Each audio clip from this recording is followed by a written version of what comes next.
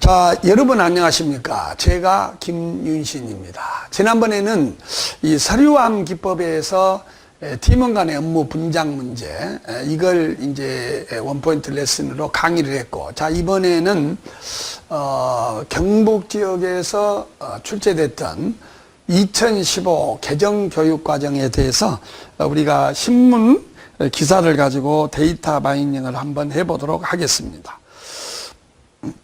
보고서 준비하신 분이라고 써져 있죠. 뭐 이건 또 발표도 되는 거고, 그 다음에 서류함에서 데이터 마이닝 하는 것도 어차피 논리는 같습니다. 또 보고서만 준비하신 분도 내가 또 이렇게 한 원포인트 레슨으로 서류함 업무 분장에 대해서 데이터 마이닝을 찍어 놓은 것이 있거든요. 그래서 우리 카페에도 좀 들어오시고 해서 또 그걸 들어주면, 여기서 이제 주로 나온 개념이 크로스 커팅 컨셉스, 요걸 이제 통관 개념이라고 그래요. 무슨 말이냐면 통관 개념, 어디에나 관통하는 개념이라는 뜻이죠.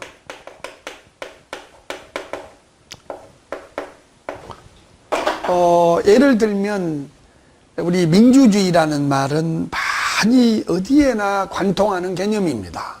경제 민주주의, 정치 민주주의, 교과 민주주의, 어디에나 쓸 수 있는 용어이죠. 또 인간의 존엄성은 의사가 써도 마찬가지고, 또 이런 의학에 있어서도 법학에 있어서도 마찬가지입니다. 민주주의, 정의, 시장 질서, 이런 건 다 통관 개념이라고 할 수 있습니다. 요즘에 대선 주자들끼리 무슨 3D 프린트를 3D 프린터라고 읽었지 않았다고 해서 또 뭐 논쟁이 되고 있고요. 그 다음에 통합이라는 문제를 놓고 어떤 주자는 이렇게 말하니까 통합이라는 의미를 전혀 그건 틀리다 이렇게 이제 말한 분이 있는데, 그 말조차도 올바른 해석이 아님을 저는 알고 있습니다. 그래서 우리는 2015 개정 교육 과정에서 가장 강조하는 것이 통합, 통섭, 균형, 이런 말들이거든요. 그래서 이제 그 말을 기준으로 해서 우리가 이제 데이터 마이닝을 하려고 합니다. 이것은 동아일보 2017년 4월 6일자, 불과 이제 오늘이 4월 15일이죠. 그렇기 때문에 얼마 안 된 건데요. 여기 이제 동아일보에 나온 요 기사입니다. 요놈을 가지고 2015 개정 교육과정을 적용함에 있어서 예상되는 문제점을 분석해보고 성공적 정착 방안을 기획해서 한번 보고서로 만들어라 요겁니다. 이 앞에 2015가 붙어버리니까 굉장히 이 문제가 좀 협소한 문제같이 생각이 듭니다. 그런데 그렇지 않습니다. 2015년에 개정이 되었다는 것이고 우리 교육이 나아가야 할 방향이기 때문에 이것은 대한민국 모든 국민에게 해당이 되는 공통 개념인 것이죠. 80 먹은 노인이나 대학 교수나 농부나 누구든지 우리는 자식을 다 가지고 있고 손자를 가지고 있고 그렇습니다. 그렇기 때문에 또 우리 국가가 앞으로 미래에 정말 이 엄청난 아주 국제 경쟁력 속에서, 더군다나 중국과 일본, 미국의 이 소용돌이 속에서 우리나라가 힘에 붙이지 않고 경쟁력 있게 도도히 세계사의 흐름 속에서 주체적인 지위를 차지하려면 교육밖에 우리가 믿을 것이 없기 때문에 2015년에 개정했다는 것일 뿐이지 우리 교육이 나아가야 할 방향이라는 점에서 굉장히 중요한 태제가 됩니다. 그 다음에 교육과정이라고 하니까 장학사 시험에만 해당이 되는 것으로 협소하게 보는 이들이 많습니다. 물론 이 장학사 시험에서는 이런 것이 아주 시험에서 무진장하게 잘 나온다고 하는 것은 다언을 요하지 않습니다. 하지만 우리가 보고서를 만들 때 이런 자료 속에서 데이터를 끄집어내서 하나의 한 편의 아주 야무진 그런 보고서를 만들어서 높은 사람한테 이렇게 제출한다는 거, 이건 멋진 일이기도 하면서 또 우리 중견 공무원으로서 반드시 갖춰야 할 자질이기도 하는 것입니다. 그러므로 내가 교육에 대해서 많이 알든 모르든 내가 농진청에 근무든 국민연금에 근무든 시도교육청에 근무든 서울시청에 근무든 무조건 이 데이터 마이닝을 할 수 있는 능력이 있어야 됩니다. 그렇기 때문에 우리는 시도교육청 중에는 아예 교육과는 관련이 없는 문제를 줘서 보고서를 써라고는 울산시 같은 데도 있지 않습니까? 또 교육 문제를 준다고 해도 가상의 문제, 가상의 사례를 줘가지고 물어보기 때문에 이런 기법, 데이터 마이닝 기법은 매우 필요하다 이렇게 말할 수 있습니다. 자, 읽겠습니다. 이게 이제 A4 용지로 한 장하고 한 장 반이 좀 안 되는 분량이에요. 이게 지금 여기에서 이제 볼 때는 이렇게 해서 좀 요 정도 되지만요. 이것이 시험에 나올 때는요. A4 용지 한 장하고 좀 넘으니까 저 경남 같은데 요 정도. 또 우리 경기도 3페이지에서 5페이지, 또 뭐 인천, 또 이런 뭐 강원도 같이 15페이지 나오는데 15페이지 나오면은 더 좋죠. 그래서 요 정도만 돼도 되고, 그 다음에 이제 보고서를 쓸 때 자꾸 뭔 틀을 내우고 공식화해서 거기다 뭘 밀어 넣고, 물론 그것도 하나의 공부 방법이지만은 또 나도 그렇게 합니다. 그러나 그것이 모든 보고서에 다 제대로 된 틀은 절대로 아니고 그건 아주 위험한 또 이 허황된 보고서가 될 수 있어요. 이 안에서만 놀아야 됩니다. 이 안에서 나온 요 용어만 가지고 놀아야 돼. 이 용어를 가지고 보이지 않는 문제점을 찾아내고 해결 방안을 찾아내는 것이 기획력입니다. 그러지 이 주제와하고는 전혀 별개인 걸 가지고 무슨 용어를 동원해서 글을 쓴다? 그 다음에 이제 보고서를 쓸 때 추진 일정 같은 아무 의미가 없는 그런 것을 가식으로 넣어놓는 것은 보고서에서 아주 중요한 실현 가능성, 실효성, 타당성 면에서 전혀 도움이 되지를 않습니다. 보고서란 것은 무엇입니까? OW1H가 들어가라고 돼 있어요. 그 OW1H가 누가, 언제, 어디서 무엇을 어떻게, 왜 이렇게 되는 거죠.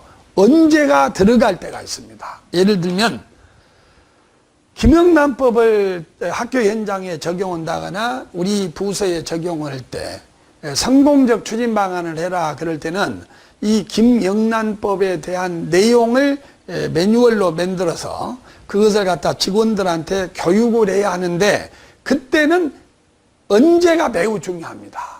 그래서 그때는 우리가 이제 교육이나 홍보를 시킬 때에 부패 취약식이라고 하죠. 그러면 이제 부패 취약식이라는 것은 명절이라든지 학기초라든지 휴가철이라든지 인사철, 이럴 때는 언제가 매우 의미가 있습니다. 그런데 이런 데서 무슨 기구를 만들어서 1월부터 2월 무엇을 한다, 이런 것은 실소를 자아내게 할 수 있을 뿐이고, 그런 것은 전혀 보고서에서 어떤 성공적 추진 방안을 고안해라고 하는 이런 데서는 그게 필요가 없다는 것을 여러분 거듭 말씀드립니다. 자, 그래서 문이과 통합, 내신 절대평가, 서술형 수능 교육의 틀 확 바뀐다 그랬거든. 그러면 이런 개정교육과정을 적용함에 있어서 예상되는 문제는 여기서 우리가 유추할 수 있죠. 교육의 틀을 확 바꾼다 이 말입니다. 그러면 예상되는 문제점은 뭐냐? 혼선이라는 것이 어디에나 분명히 들어갑니다. 그 보고서의 현황과 문제점에 거기에 이 2015 개정교육과정을 대충 몇 개를 써주고, 그 다음에 여기에서 나오는 후폭풍이라고 해도 되고 예견되는 변화로 혼선이 이제 들어가야 돼요. 왜냐하면 틀을 확 바꾸니까. 생각해 보세요. 지금까지 해왔던 틀을 바꾼다고? 그러면 교사가 혼선에 빠지죠. 피로감이 옵니다.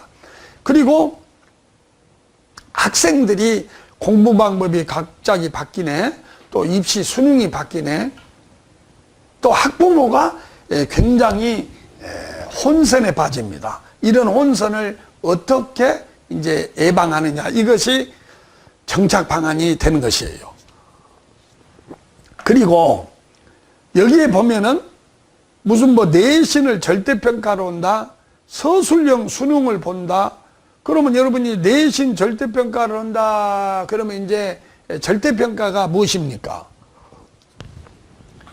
상대평가는 다 우리 알죠. 이런 것은 뭐 교육학을 하든 말든 다 합니다. 상대평가는 남하고 비교해서 서열을 매긴 거고, 절대평가는 일정한 준거를 세워서 고점수 이상이면 다 합격을 시켜준 거예요. 우리가 그래서 의사 면허시험은 절대평가 아닙니까? 또 운전면허시험도 절대평가 아닙니까?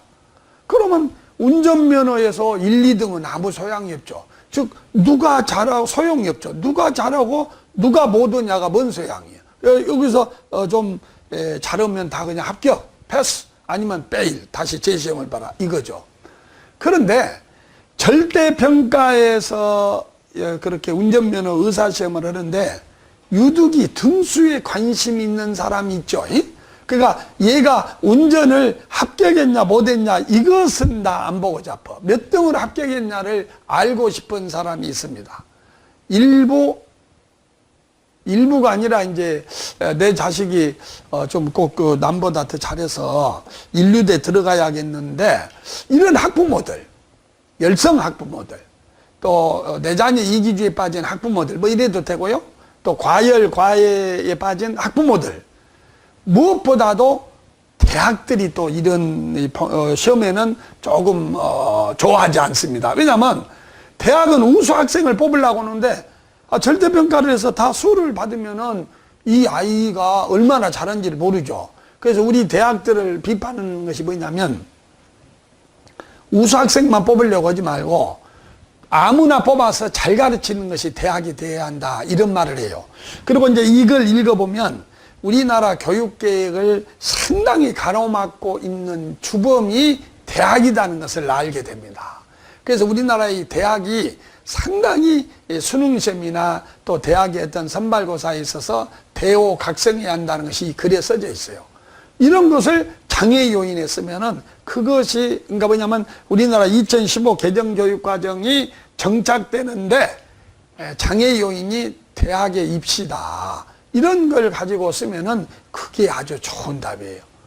어떤 보고서를 보면 상당히 이렇게 겉으로 보기는 아주 좋고 아주 뭐 추진일 정도 들어가고 그래서 아주 좋은 그런 보고서 같은데, 막상 읽어보면 어떤 구호만 외치고 큰 제목만 적었지 구체성과 정교성, 좀 자세한 OW1H가 없는 그런 보고서가 솔직히 있습니다. 그런 보고서는 좀 구체성이 떨어져. 그래서 좀 구체적으로 실효적인가. 나는 보고서를 쓸 때 보고 목적과 필요성, 현황과 문제점 및 원인, 추진 방향, 추진 방안, 그리고 장애 요인, 기대 효과, 이렇게 쓰지 않습니까? 그런데 어떤 분은 2015 이제 맨 처음에 추진 배경과 목적 쓰고, 또 이제 2015 개정교육과정의 핵심 내용, 그 다음에 개정교육과정에서 나타나는 문제점, 그 다음에 개정교육과정의 정착방안, 이렇게 목차를 정한 사람이 있어. 최고입니다. 모든 답안을 보면 왠지 무엇이 비슷하다, 이거 학원 냄새 나는 거 아주 싫어합니다. 그런데 그렇게 보고서 제목을 쓴 사람, 그것이 최고다, 이 말이에요. 다만 내용이 간결하고 다각적 분석이 되어야 한다, 그것만 되어 있으면요, 채점하시는 분들이 다 점수 주니까 너무 고되게 공부하지 않으시기 바랍니다. 자, 이제 현재 중학교 3학년 학생이 지금 2017년 4월 6일이니까 2018년에 고교 1학년이 되면 고교 수업과 입시평가에서 엄청난 변화를 겪을 것으로 보입니다. 수업이 변한다. 수업이 변하면 일단 그 지금까지의 교수법에 익숙한 학생의 혼선이 옵니다. 그리고 교수법의 변하게 되면 또 선생님들의 피로감이 와요. 그래서 아무리 정부가 2015 개정교육과정에서 무슨 뭐 프로젝트 수업을 해라, 문제 해결 수업을 해라, 토론식 수업을 해라고 해도 전통적인 이 타성에 젖은 교사들이 잘 못 따라와요. 그러니까 수업 모델을 개발해서 보급하고 교사 연수를 해야 된다는 것이 여기에서도 아주 이제 중요한 태제가 되는 것이지요. 자, 여기가 이제 잠깐만요. 그러면 여기 보십시오. 2015 개정교육과정이 내년부터 고교과정에 적용되면서 문이과가 동합이 되고 학교 수업 과목과 수업 방식이 크게 바뀌기 때문이다. 새 교육과정은 총 93개의 선택 과목을 마련해서 학생의 소질과 적성에 따라 과목을 직접 고르게 했어. 자, 보십시오. 93개의 선택 과목을 마련을 했다. 얼마나 좋습니까? 정말 뒤에도 나옵니다만은 우리가 학교 다닐 때 보지도 듣지도 못하는 다양한 과목이 선택 과목으로 드러나게 됩니다. 그래서 이것은 장점으로 말할 것 같으면 다양한 교과를 선택해서 저마다의 꿈과 길을 실현할 수 있다는 것은 굉장히 좋은 일입니다. 그러나 항상 단점을 생각해 보세요. 우선 93개의 선택 과목을 가르칠 수 있는 교사 조달은 어떻게 할 겁니까? 예, 이게 이제 문제란 말이에요. 예, 그런 문제를 우리가 예상을 할 수 있죠. 이게 버릇만 되면은 다 할 수가 있는 거예요. 내가 맨날 스캠퍼 그러는데 인터넷 쳐가지고 이 스캠퍼에 대해서 창의적 아이디어 체크리스트법이라고 스캠퍼가 있고 또 PMI라는 게 있어요. 어떤 걸 딱 보면 플러스 좋은 점을 먼저 생각을 하세요. 그래서 아니 내가 이렇게 자꾸 좀 잘못 누르고 있어요. 그래서 예를 들면 93개의 이거 왜 이러노? 예를 들면 93개의 다양한 교과를 만든다. 그러면 플러스 장점이 뭐죠? 플러스 장점이 다양한 교과를 배워서 아이들이 저마다 꿈과 끼를 키울 수 있고 다양한 소질을 개발할 수 있다. 좋아. 마이너스 단점이 뭐죠? 교사 보급이 어려워. 그래서 앞으로는 학생들의 소질과 적성을 잘 진단하는 이런 심리검사, 또 이것과 과목을 매칭을 해주는 그러한 교사가 이제 필요돼요.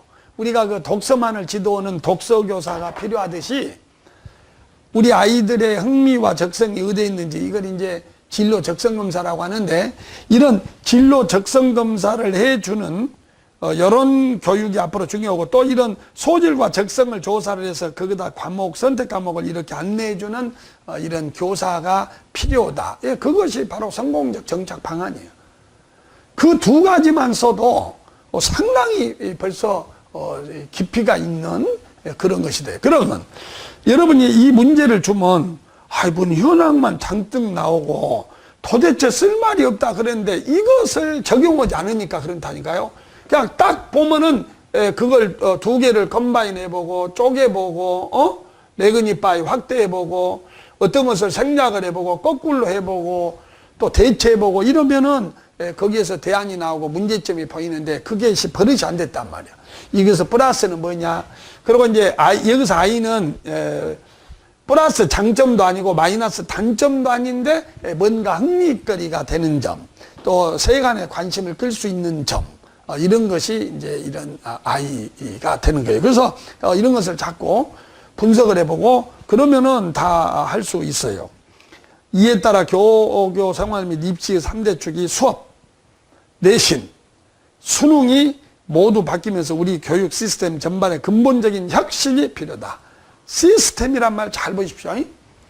우리가 교육 시스템이 확 바뀐다는 거죠. 이게 쉬운 일이 아닙니다. 우리가 이제 이 시스템이라는 것은 체제라는 뜻으로 보통 이제 우리가 분석을 하고, 이 체제라는 것은 이 버틀람피라는 학자가 이 유기체의 조직을 비유하면서 쓰는 말이죠.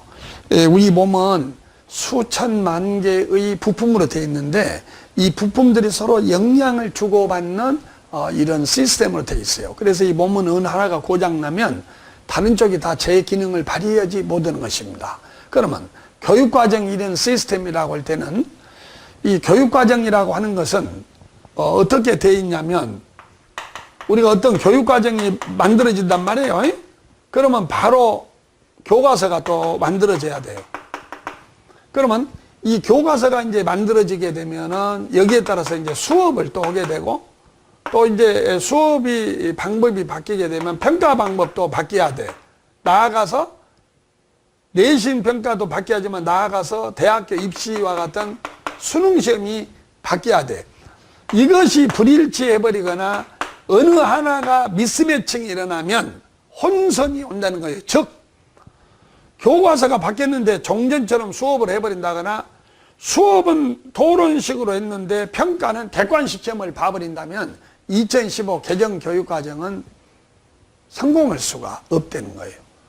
그러니까 이 총체적인 이것이 다 바뀌어야 된다, 그 말은 우리가 어디 여기가 조금 보루치가 나가지고 이것만 치료하면 쉽죠. 근데 온몸을 총체적으로 바꾼다면 어렵듯이 이게 아주 간단한 문제가 아니다 하는 것을 이 시스템이 알려주고 있습니다.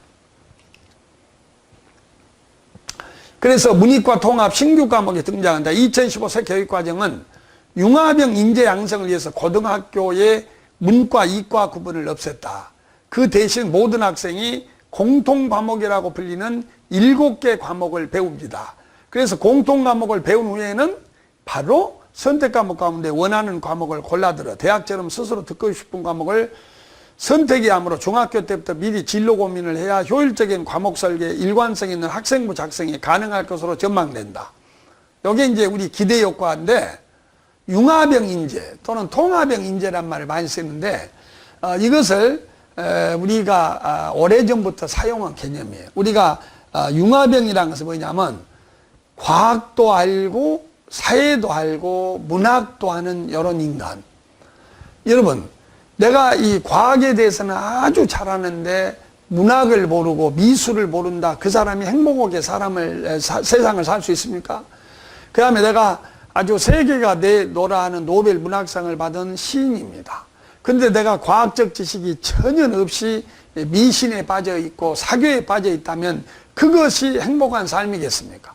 그러므로 우리는 문학도 알고 음악도 알고 미술도 알고 과학도 알아야만이 인문학적 상상력과 과학적인 사고방식이 있는 융합형 인간이요 미래형 인간이라고 합니다. 지덕체 융합도 있습니다. 지적으로 아주 영리해야 되고, 그 다음에 도덕적으로 부족함이 없어야 되고, 신체적으로 강건을 해야 하는 것처럼 이제 앞으로 우리 살아나갈 앞으로 사회에는 이런 창의 융합형 인재가 필요하다, 이렇게 여러분들이 보시면 돼요. 그래서 이제 공통 과목이라고 불리는 7개 과목이 나와 있네요. 국어, 영어, 수학, 한국사, 통합사회, 통합과학, 과학탐구실험. 요건 앞으로 과학자가 될 아이든 운동선수가 될 아이든 인문학을 학자가 될 아이든 다 배워야 한다는 거. 이게 지금까지 우리 교육은 어떻게 됐냐면, 자, 내가 문과로 진학을 한다 그러면은 이 과학은 1학년 때부터 헐렁헐렁 배우고 공부하지 않아 버려요. 오로지 한 가지만. 내가 이과로 간다 그럴 때는 이런 것을 별로 하질 않아요. 그래서 우리는 수능 시험이 문과 시험과 이과 시험으로 구분이 되어 있다 보니까 고등학교가 이렇게 문과, 이과로 나눠가지고 편식 학습을 하니까 이제 앞으로 우리가 살아가는 사회는 그런 사회가 아니거든. 그래서 이렇게 공통 과목을 배우게 한다, 그런 얘기예요. 그리고 이제 공통 과목을 1학년 때 배우고 그 다음에 자기 진로에 따라 선택 과목을 마음대로 배워야 돼. 근데요, 이 공통 과목을 아이들이 열심히 배워서, 그러니까 창의 융합형 인재가 되려면 공통 과목을 자신의 진로와 상관없이 충실하게 수업이 이루어지고 충실하게 학습이 이루어져야만이 창의 융합형 인재가 되죠. 근데 만약에 수능시험이 공통 통합 교과 위주로 안 나오고 종전과 같은 그런 구분이 있다면, 이제 더 알기 쉽게 말하면 뭐냐면, 우리가 통합사회 그러면 거기에 정치, 경제, 역사, 지리 이런 게 들어간단 말이에요. 근데 누가 봐도 지리만의 문제가 나와버리고 누가 봐도 정치만의 문제가 나온다면, 어라? 학교에서 가르치고 공부하는 것은 통합사회로 주제 중심으로 가르쳤는데 수능은 그렇게 나온다면 이 교육과정은 여기에서 미스매치가 일어나 버죠. 수능은 그냥 지리 분과, 정치 분과, 요렇게 내버린다면 통합교과 이거 안 써. 통합수업 안 되고, 이렇게 된다는 거예요. 그러면 우리가 기르고자 하는 창의 융합형 인간의 한계를 내줘버려. 그러므로, 이게 제대로 된 보고서라면 성공적 정착 방안에 수능 제도를 언급을 해줘야 해. 이렇게 수능이란 말이 많이 나오고 있는데도 수능에 대해서 전혀 언급을 하지 않아 버리면 그 답이 무슨 보고서가 되겠습니까? 그래서 이 안에서만 놀아야 돼. 이 안에서만. 그리고 여러분 보셔요. 대학처럼 스스로 듣고 싶은 과목을 선택해야 한다면 중학교 때 진로 고민을 해둬야 한다. 이게 뭔 말이냐면 우리는 고등학교 때 1학년까지는 공통교과를 쭉 배우거든. 갖고 이제 2, 3학년에 가면 다양한 선택을 배우는 거예요. 그러니까 이제 같은 우리 학교를 다니지만 과목이 다르니까 전혀 만날 시간도 없는 경우가 많아요. 그러면 이 말을 잘 봐봐요. 자기가 듣고 싶은 과목을 선택한다. 그러면 듣고 싶은 과목이라는 것은 내가 앞으로 진로가 정해진 다음에 듣고 싶은 과목이 나온 거예요. 내가 앞으로 미술평론가가 된다면 그쪽 계통의 강의를 들을 것이고 스포츠 기자가 된다면 또 그쪽 계통의 강의를 들을 거예요. 그러면 중학교 때 이미 내가 진로가 뭔지가 결정이 돼야 돼. 그래서 2015 개정교육과정에서 선택교육과정이 제대로 제 기능을 발휘하려면 요거 언급해야 돼요. 중학교 진로교육 강화를 꼭 하나만 넣어줘야 됩니다. 그러니까 이제 여러분이 중학교 진로교육 강화 그러지 말고 중학교 진로교육 강화를 통한 선택 과목, 그러니까 뭐냐면 중학교 진로지도 강화를 통한 적성 탐색과 다양한 선택 과목, 이렇게 선택, 이런 식으로 여러분을 써줘야 되지. 이런 그 중학교 진로교육이 강화가 돼야 선택 과목을 선택할 수 있다고 하는 그런 말이 없어버리면 그 채점에서 좋은 점수를 받지를 못해요. 그 다음에 7개는 요거다 이렇게 나와 있고요. 통합사회는 모르는 사람을 위해서 이렇게 써줘. 기존의 지리, 일반사회, 윤리, 역사 등 4개 과목의 핵심 내용을 융합한 과목이에요. 보시오. 통합사회라는 제목에 지리를 넣고 일반사회를 넣고 윤리를 넣고 역사를 넣어버리게 되면 엄청나게 부피가 커지죠. 그리고 어렵죠. 그러면 이것은 교수학습 부담을 주어서 실패해버려. 그러니까 부피를 줄여야 돼. 쉽게 해야 돼. 그것이 요거예요. 핵심 내용을 중심으로 융합하겠다는 것입니다. 핵심 내용은 자, 물리의 핵심 내용은 에너지입니다. 화학의 핵심 내용은 물질입니다. 그러면 이런 물리나 화학이나 사회에서의 핵심 내용은 뭐 시장 질서니 무슨 사회 공동체니 민주주의니 정의니 이런 것은 아까 내가 말했잖아요. 크로스 커팅 컨셉트. 크로스 커팅 컨셉트는 통관 개념이라는 거예요. 통관. 이런 핵심 개념 위주로 분량을 줄여서 교과서를 만들어야지 그렇지 않으면 실패한다. 그래서 여러분이 아까 문제점을 분석해라고 할 때 뒤에 또 나온다고 통합교과의 문제가 자칫 잘못하면 너무 어렵고 부피가 많아서 교수학습 부담을 가져온다면 밀도 있는 수업이 안 돼버려요.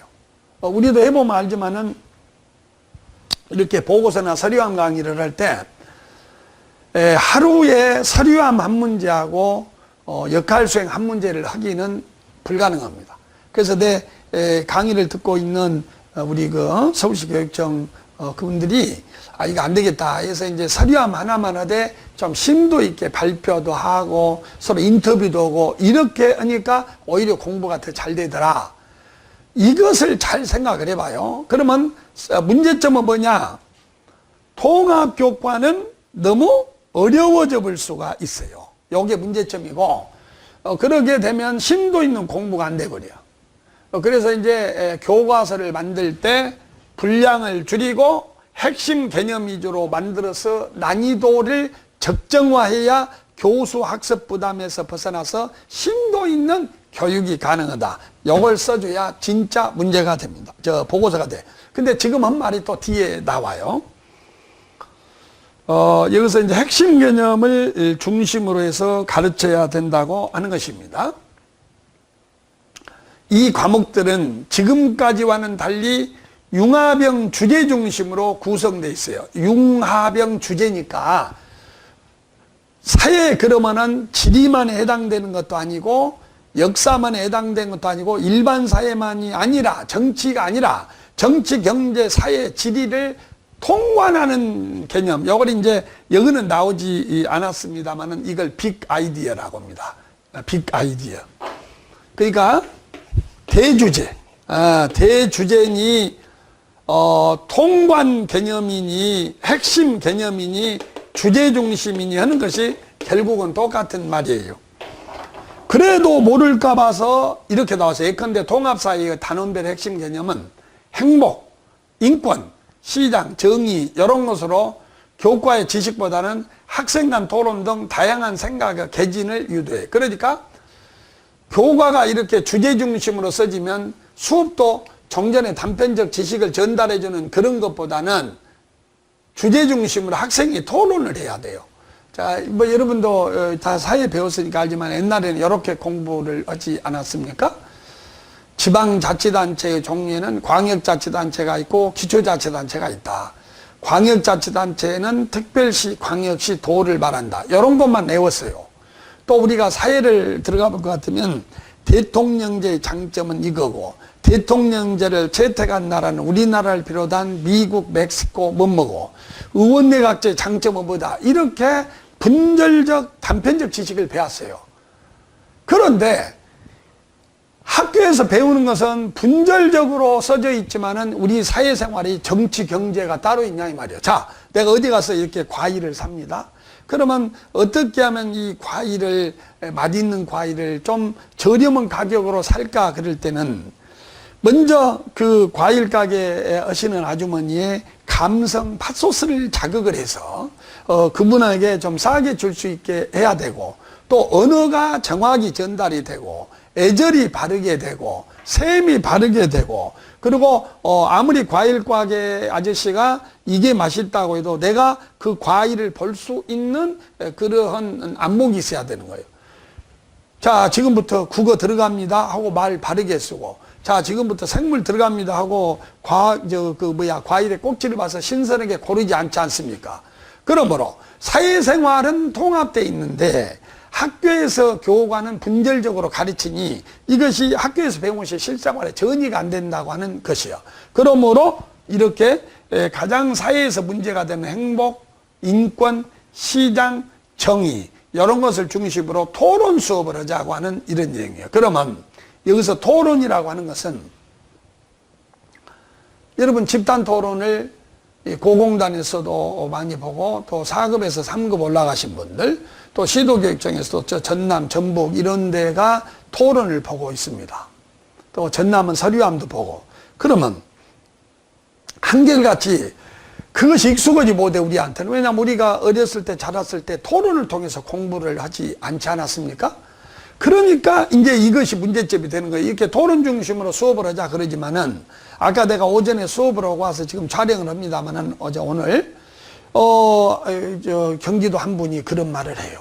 경기도 한 분이 자기가 지금 근무하는 그 단장님이 아주 이런 데 도통하신 분인데 아무리 토론 수업을 해라고 해도 교사들이 그걸 못 한다는 거예요. 왜냐하면 그 교사들 자신이 익숙하지 않고 통합 수업을 교사들이 배우지를 않았어요.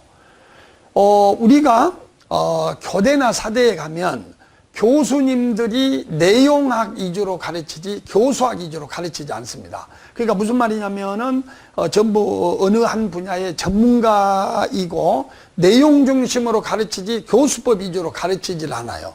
또 대학교 교수님들 중에는 교사 출신의 좀 교수를 폄하하는 이런 분도 있어. 그래가지고 자기가 교사 생활을 하면서 해보고 나서 교육을 해야 아이들의 발달 단계에 맞게 표현을 할 건데 전부 어느 전공 분야의 교수님들이 와서 가르쳐. 무슨 말을 제가 하고 있느냐? 교원 양성기관에서부터 분절적으로 배웁니다. 이런 교사가 와가지고 몇 번 연수를 받고 통합 수업을 한다? 이게 문제라는 것이죠. 그래서 성공적 정착 방안에 교원의 연수가 필요합니다. 그래서 이 교원에 대해서 이제 교수법을 늘상 만들어서 시도교육청에서 연수를 시켜야 된다고 하는 이런 것이 필요한 방안이 되겠지요. 그 다음에 이제 학생들도 이게 사실은 익숙하지 않아요. 이 학생들 중에는 이 강의를 들은 여러분도 그럽니다. 자꾸 내가 질문을 해서 토론식으로 뭐가 정리가 안 된 듯해서 싫은 사람이 있습니다. 그런 사람은 밑줄 그어지고 다 틀을 이렇게 잡아서 그냥 주입식으로 시키면 아주 많이 배웠다고 하는 사람이 있어요. 그러므로 우리 학생들도 그러게 여러 가지가 있을 거 아니에요. 그러니까 2015 개정교육과정으로 한 번에 확 바꾸지 말고 점진적으로 바꾸자. 그래서 전통적 수업을 60%, 새로운 토론 방식의 수업을 40%, 아니면은 너무 60%를 전통적 수업으로 해버리면 새 교육과정에 취지가 없어. 그러니까 40, 60%자. 이 안을 쓴 사람이 대한민국에 한 명도 없습니다. 보고서 쓰라고 하면. 그리고 그걸 쓰려가도 벌벌벌 떨어요. 왜? 혹시 내가 틀리지 않을까? 만약에 어떤 사람이 2015 개정교육과정의 틀을 확 바꾼다, 대소요가 일어난다, 그래서 그걸 막기 위해서 점진적으로 어떤 경과 기간을 두자. 그래서 40%, 60%로 해서 학생들과 교사가 적응 기간을 갖도록 하자. 여기에 들어간 순간 그 답안은 모범 답안. 근데 왜 그걸 못 쓸까요? 그것은 이 데이터 마이닝 훈련이 안 돼서 그렇습니다. 보고서는 제가 볼 때는 많이 막 기계적으로 쓰는 것이 중요한 게 아니고, 그렇다고 해서 시험 볼 때까지 1년간 한 8개만 쓴다. 그거 말이 안 되고요. 한 20개 정도 잡아가지고 요리 분석, 저리 분석, 엎어치고 바꿔보고 쪼개보고 나눠보고 그러면 여러분 됩니다. 자, 그 다음에 공통 과목을 배운 뒤에는 선택 과목을 고르게 된다. 대체로 1학년 때 공통을 2학년 때 선택을 배울 가능성이 높다. 새 교육과정에서 특히 여행지리 보셔요. 이런 게 많이 나와요. 여행지리, 스포츠, 음악감상과 비평, 가정과학. 그래서 기존 세대는 구경조차 못 해본 진로 관련 선택 과목 옵션이 19개나 새로 생겼다. 그래서 보십시오. 이게 뭔지 어떻게 알아? 이것이 뭔지 모르죠? 예, 그러니까 이제 봐봐요. 이게 뭔지 몰라, 잘 몰라. 그러니까 이것에 대한 매뉴얼이라든지 선택 과목 안내서를 만들어서 학생 학부모한테 보여줘야 돼. 그리고 이런 것만 지도하는 전인 교사가 따로 있어야 된다 이거예요. 그래서 이제 이런 교과교실제나 뭐 하나 만들어 가지고 이제 선택 과목을 학생들과 상담을 그것만 하는 전문 교사가 있어야지 않겠느냐. 그렇게 만들어 쓰십시오. 항상 어떤 그 분야의 전문 인력 양성 이런 것이 이제 필요하다 그런 얘기가 돼요. 국어 영어 가르친 것만 중요한 게 아니라 진짜 자식들이 해줘야 할 것이 앞으로는 이런 게 뭔데 이게 참 앞으로는 굉장히 사회에다가 뭐 각광받는다 이런 걸 알려준 게 진짜 부모고 교사가 해야 할 일입니다. 그래서 이제 앞으로는 내신을 완전 절대평가한다. 보십시오. 이렇게 되면 그러니까 뭔 말이냐면 다양한 선택 과목을 선택하게 되면 학교 같은 반 학생이라도 AB 학생이 고교 생활 동안 배운 내용은 달라버려요. 고1 때 배우는 공통 과목은 같아도 2학년, 3학년에 가서 내 짝꿍이 전혀 배우는 과목이 달라져 버려. 그러니까 상대평가를 못 하지. 상대평가는 뭡니까? 표준잣대를 딱 갖다 주고 1등, 2등, 3등 서열을 매긴 거 아니야? 근데 하나는 여행지리를 배우고 하나는 스포츠 생활을 배우는데 걔를 어떻게 상대평가를 하겠습니까? 그러니까 이렇게 선택 과목이 다양해지면 절대평가를 할 수밖에 없다. 이렇게 되는 거예요. 절대평가는 3단계, 5단계, 패스페일. 패스페일은 지금 의사시험이나 운전면허 시험이 그렇게 하고 있죠. 그러면 패스페일은 합격이냐 실패냐만 알지 도대체 어떤 애가 1등, 2등을 모른다는 것입니다. 그래서 변별력을 좋아하는 대학이 또 대학별 고사를 봐가지고 여기에서 또 수업 부담이 늘어나고 사교육에 성행할 수 있다는 문제가 나오는 것이죠. 그래서 여러분 국영수 등 공통 과목 역시 이상적으로는 절대평가로 가야 한다는 의견이 많습니다. 국영수에 대한 석차 줄세우기가 이루어지면 새 교육과정의 핵심 취지인 과정 중심의 평가가 의미가 일단 이게 석차 줄세우기 이건 아주 안 좋은 거예요. 사람을 한 줄로 세워갖고 1등, 2등 일단 기분이 나빠서 안 되고 그 다음에 우리가 어떤 과일을 비교할 때 당도를 중심으로 비교를 하면은 A라는 과일이 1등이에요. 근데 약간 시큼새콤한 맛을 기준으로 보면 B가 1등이거든. 근데 색깔의 이쁨으로 보면 딸기가 또 1등이거든. 또 아삭아삭 식감으로 보면 사과. 보십시오. 비교 기준을 어디다 두느냐에 따라서 1, 2등이 바뀌는데 이 아이들을 이 한 줄로 매겨가지고 모든 아이들이 행복감을 느끼게 하는 교육이 될 수가 있느냐. 그게 안 된다는 겁니다. 그리고 우리가 이제 과정 중심의 평가라는 것은 뭐냐면 지금까지 우리는 결과만 평가를 했어요. 그래서 학년말고사, 기말고사를 봐가지고 1등이 누구냐, 2등이 누구냐 이런 것만 봤죠. 그러나 그 공부하는 과정에서의 여러 가지의 노력도라든지 헌신도라든지 이런 것을 중시하는 이 과정평가가 돼야 됩니다. 어떤 사람은 결과가 뭐냐가 중요한 게 아니라 과정이 중요하다고 했죠. 그런데 서열을 매겨버리게 되면은 이런 것이 안 된다고 하는 얘기입니다. 그러면 이제 문제점을 알아야 될 거 아닙니까? 왜냐하면 이 문제가 문제점을 분석해서 선제적으로 그걸 차단하고 성공적인 추진 방안을 하자는 것 아니겠습니까? 그래서 이렇게 나와 있습니다. 수능의 서술형 도입 가능성. 교육부는 앞서 수능 과목과 문항수 등 기본적인 틀뿐만 아니라 수능 체제의 근본적 변화까지 검토한다고 밝혔다. 이에 따라서 교육계에서는 수능을 자격고사화하고 절대평가 확대, 서술형 문제 도입, 수능 시기 횟수 조정에 이르기까지 다양한 안이 거론된다. 제가 이 보고서 지도를 해보면은 세상에나 이 보고서를 쓰면서 수능 평가에 대해서 한 번도 언급을 하지 않는 그런 답안을 내가 많이 봤어요. 이 수능 시험이 종전처럼 어떤 단편적인 개념 위주의 시험이 돼버린다면, 그러니까 뭐냐면 학교에서는 통합사회를 가지고 주제 중심으로 토론을 하고 보고서를 작성하고 이렇게 가르쳤는데 막상 수능 시험에 딱 가보니까 지리의 어떤 지식을 물어보고 또 어떤 시장 경제에 대한 부분적 단편적 지식을 물어보면 대혼선이 올 겁니다. 그래서 수능을 너무나 이렇게 무거운 시험으로 보면 안 된다. 이걸 전문용어로 뭐라고 하냐면이 고부담 표준화 시험이라고 그래요. 고부담. 가령 지금 제 강의를 들은 분 중에 과장님들이 많이 계시죠. 사급 서기관들.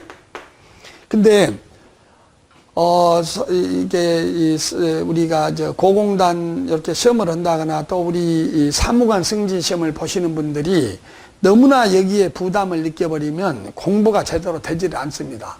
그냥 나는 지금 충분히 행복하고 내 발전을 위해서 이걸 재미로 한다. 이런 시험이 돼야지 수능을 내가 잘 보면 나의 인생이 성공하고 수능을 잘못 보면은 80%는 인생이 실패한다. 이러한 고부담 시험이 되어서는 안 된다. 그러면 고부담 시험이 안 되게 하고 수능의 영향력을 축소하려면 자격고사화 해버려야 돼. 즉 수능 시험은 대학 갈 자격이 있냐 없냐 패스 페일로만 우리가 해야지.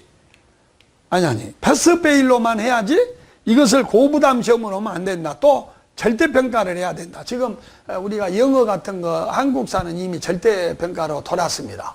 그래서 나머지 시험도 절대평가로 돌아야 되고, 또 서술형 문제를 도입을 해야 합니다. 왜냐하면 아까 통합수업을 하면은 무엇을 서술해라, 자기 의견을 써라 이렇게 해야지, 아니면 또 심층 면접으로 내든가 그렇게 해야지, 그걸 객관식 오지사지로 내면은 안 되는 거예요. 그런데 여기는 없습니다만은 이런 수능 시험이 아주 서술형으로 되게 되면, 자, 항상 버릇이 돼야 돼. 장점은 뭐냐? 통합적 사고를 가져와, 서술. 단점은 뭐냐? 사설학원에 다녀야 된다는 문제가 또 생깁니다. 그래서 이런 문제가 있고, 수능의 시기와 이런 조정에 이렇게까지 다양한 안이 거론된다, 이제 이런 문제가 됐어요. 지금 내가 시간을 좀 하다 보니까 사실은 아까 그 절대평가 뒤에 절대평가를 하게 되면은 이 문제점이 이제 있거든요. 변별력이 떨어지고, 또 어떤 것이 있냐면, 그 절대평가를 하게 되면 좋은 점수를 안 줘야 할 학생들도 다 선생님들이 좋은 점수를 줘버려. 그것이 바로 뭐냐면 성적 부풀리기입니다. 이러다 보면 전부 다 성적이 부풀려져 버린단 말이죠. 그렇게 되면 이제 어떤 문제가 생기냐면 변별력이 없어요. 그럼 내가 아까 초창기에 말했던 것처럼 변별력을 좋아하는 데가 누구냐? 내 자식의 어떤 그 변별력을 좋아하는 데가 뭐냐면은 대학교란 말이에요. 그래서 대학교가 다시 자체고사를 봐요. 그러니까 수능도 대비해야지, 대학교 자체고사도 봐야지. 그렇기 때문에 오히려 사교육을 가져오지 않겠느냐. 지금 이건 빠졌는데요. 그렇기 때문에 대학의 어떤 그 자격고사를 너무 어렵게 내지 않도록, 그리고 제일 중요한 것은 항상 협의체를 만들어서 이 대학교의 어떤 수능시험을 감시하는 자체 정화기구가 있어야 됩니다. 예를 들면 A라는 그 인류대학에서 시험 문제가 어려우면 거기에 질세라 또 B대학은 더 어렵게 되고, 이렇게 해가지고 교육과정 따로 수능이 따로 되면은 이 교육과정은 절대 성공하지 못합니다. 그 다음에 여기에는 좀 줄였습니다, 이 양을. 그런데 또 이제 어떤 것도 있냐면, 이 수능시험이 과연 얼마나 갈까? 이제 조금 있으면, 한 20 며칠 있으면 새 대통령이 나옵니다. 그러면 저마다 대통령들이 교육공학을 내놓고 있거든요. 그러면 그 교육, 여러분이 아시죠? 지금 대통령 유력 후보자 중에 교육 전문가들이 아니시잖아요. 그분들이 훌륭하지만. 근데 자기가 대통령이 돼가지고 국무위원회에서 국정호 교과서를 해라, 없애라, 무엇을 어쩌라, 말 한마디만 뱉으면 그 밑에 교육부 장관이 예스 해가지고 또 바꾸게 됩니다. 잉크 바르기도 전에.